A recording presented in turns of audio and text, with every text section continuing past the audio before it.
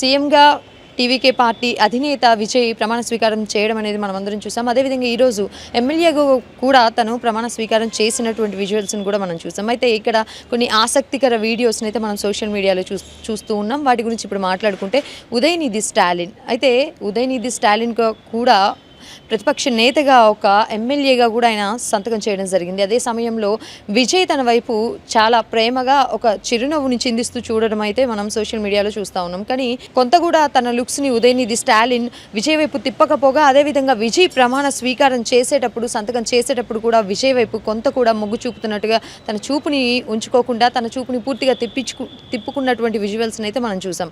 అయితే ఇందులో భాగంగానే ఈరోజు తన ఎమ్మెల్యేగా ప్రమాణ స్వీకారం చేసిన తర్వాత విజయ్ పూర్తిగా స్టాలిన్ని కలవడం అయితే జరిగింది. అయితే మొత్తం కేవలం 5 నిమిషాల సమయాన్ని మాత్రమే స్టాలిన్కి కేటాయించడం జరిగింది. విజయ్ అయితే పూర్తిగా స్టాలిన్ ఇంటికి విజయ్ సీఎంగా వెళ్ళి అక్కడ స్టాలిన్ని మీట్ అయ్యి అక్కడ ఆయనతో కొంతవరకు మాట్లాడడం జరిగింది, కొంత సమయాన్ని అక్కడ గడపడం జరిగింది. అందులో భాగంగానే ఉదయనిధి స్టాలినే మొత్తం విజయ్కి కూడా ఘన స్వాగతం పలికారు వాళ్ళ ఇంటికి అని చెప్పుకోవచ్చు. అయితే ఇక్కడ కొన్ని విషయాలను అయితే మనం బాగా గమనించవచ్చు. నిన్న ప్రమాణ స్వీకారంలో కూడా విజయ్ కొన్ని అంశాలను అయితే చాలా గట్టిగా లేవనెత్తారు.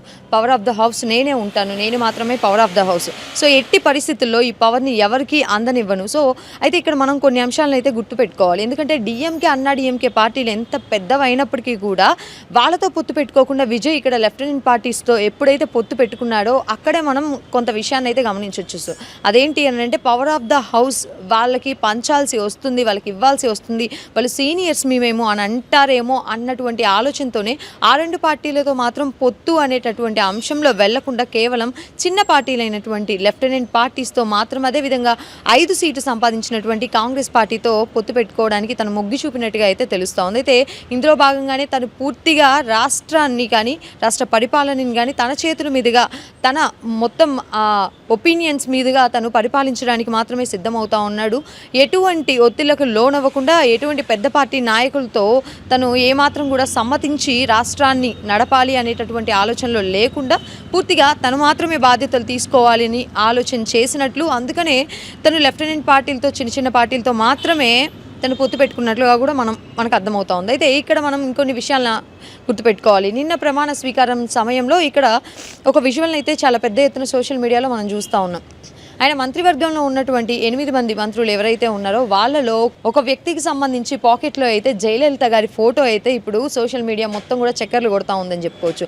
అదే అంశం ఈరోజు మళ్ళీ ఎమ్మెల్యేగా కూడా అతను ప్రమాణ స్వీకారానికి అసెంబ్లీకి వెళ్ళినప్పుడు అదే అంశం మళ్ళీ ఈరోజు కూడా రిపీటెడ్గా జయలలిత ఫోటోని అతని జోబులో పెట్టుకొని విజువల్స్కి అయితే క్యాప్చర్ అయ్యారు. సో ఇదే అంశం గురించి మాట్లాడుకుంటే దీనిని పూర్తిగా సమ్మతించారట విజయ్ గారు. ఎందుకు అనంటే ఆయనకు ఉన్నటువంటి అభిమానం, ఆయన జయలలిత గారు ఎప్పుడైతే సీఎంగా ఉన్నారో అదే టైంలో ఒక శాఖకి మంత్రివర్యులుగా పనిచేయడం, ఆ అభిమానాన్ని కంటిన్యూ చేసుకోవడం, అందుకు విజయ్ గారిని మద్దతు తెలపమని చెప్పేసి అడగడం, విజయ్ గారు కూడా దానికి సమ్మతించడం, ఇది చాలా పెద్ద ఎత్తున హాట్ టాపిక్గా మారిందని చెప్పుకోవచ్చు సోషల్ మీడియాలో.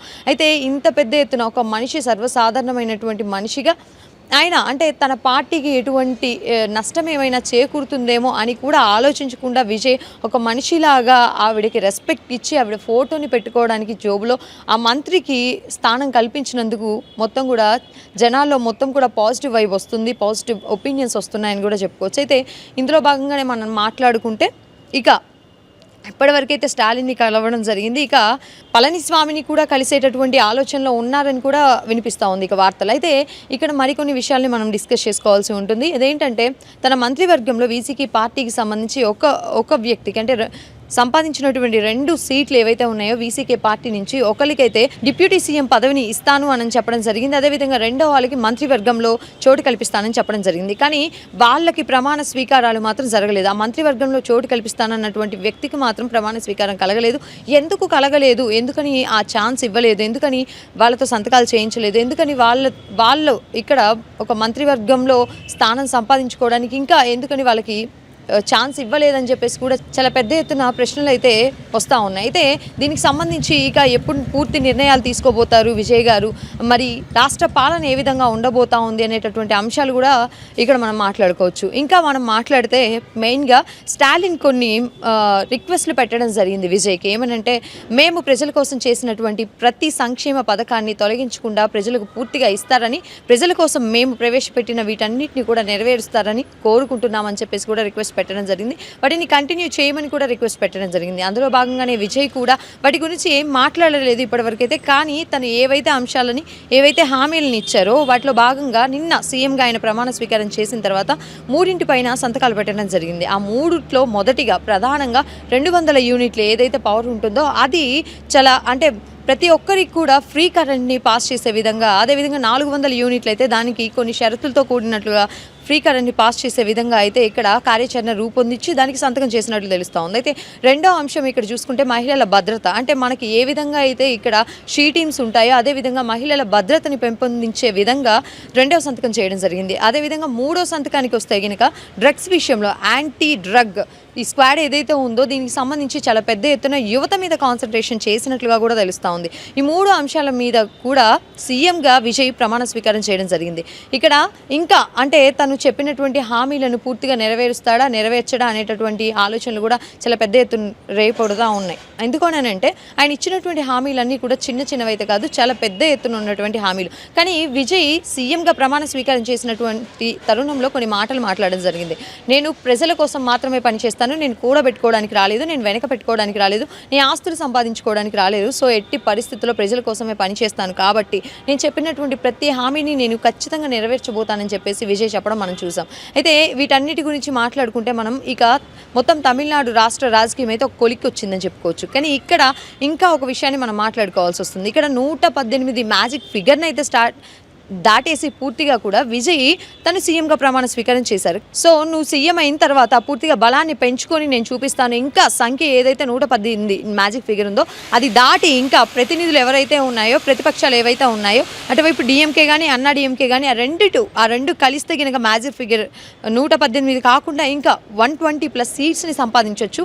కానీ ఆ బలాన్ని కూడా నువ్వు చేకూర్చుకొని నేను మీకు చూపిస్తానని చెప్పేసినటువంటి ఏ మాట అయితే ఉందో దాన్ని నిలబెట్టుకోమని చెప్పేసి గవర్నర్ అయితే పూర్తిగా హెచ్చరించడం జరిగిందని కూడా చెప్పొచ్చు.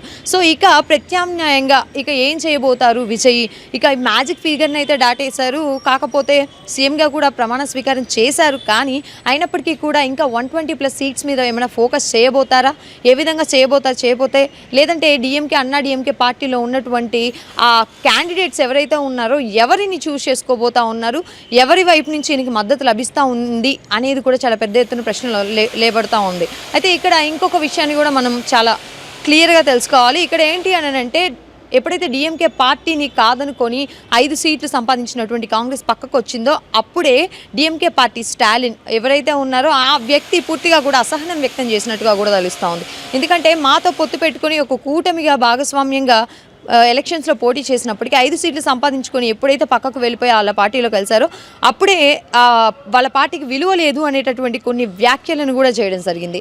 సో ఇప్పుడు ఇక ముందు మరి అంటే ఇప్పటి వరకు 118 సీట్లు సంపాదించారు, సీఎంగా అయితే అయ్యారు. కానీ ఇంకా ఏ పార్టీల్లో నుంచి ఎవరెవరిని తెచ్చుకుంటారు, డిఎంకేల నుంచి తెచ్చుకుంటారా, ఏడీఎంకేల నుంచి తెచ్చుకుంటారా, ఏ విధంగా చేయబోతా ఉన్నారు కార్యాచరణ విజయ్ అని చెప్పేసి కూడా చాలా ఇంట్రెస్టింగ్గా మొత్తం తమిళనాడే కాదు మొత్తం దేశ ప్రజలందరూ కూడా ఎదురు చూస్తూ ఉన్నారు. ఎందుకంటే సీఎం అయితే అయ్యారు, కానీ ముందు ఒకవేళ ఇంకేమన్నా రాజకీయాల్లో ట్విస్టులు ఏమైనా చూడబోతా ఉన్నారా, ఆ ట్విస్టులు రేకెత్తించే విధంగా ఏమన్నా రాజకీయం ఉండబోతుందా? ఎందుకంటే ప్రమాణ స్వీకారం చేయడానికి కానీ ఆ సీట్లు సంపాదించడానికి కానీ విజయ్కి చాలా టైం పట్టింది. అదేవిధంగా చాలా సిచ్యువేషన్ని ఫేస్ చేసుకుంటూ వాటిని క్రాస్ చేసి మరి ఆయన ఆ సీట్లు సంపాదించుకోవడానికి కష్టపడాల్సి వచ్చింది. సో ఇదే తరుణంలో మరి ఈ 5 ఏళ్ల పాలన పూర్తిగా కొనసాగుతుందా, లేదంటే మళ్ళీ ట్విస్ట్లు ఏమన్నా వచ్చేటటువంటి అవకాశాలు ఏమన్నా ఉన్నాయా? ఒకవేళ డిఎంకే అన్నా డిఎంకే కలిస్తే కానీ ఏం జరగబోతుంది? మరి సీఎంగా కంటిన్యూ అవుతారా విజయ్, లేదంటే ఈ మధ్యలోనే ప్రజలు ఎటువంటి డిసిషన్స్ తీసుకోబోతారు, అదేవిధంగా పార్టీలు ఏ విధంగా డిసిషన్స్ తీసుకోబోతాయనేటటువంటి పెద్ద ప్రశ్నలు కూడా ఇక్కడ లేవనెత్తుతా ఉన్నాయని చెప్పుకోవచ్చు.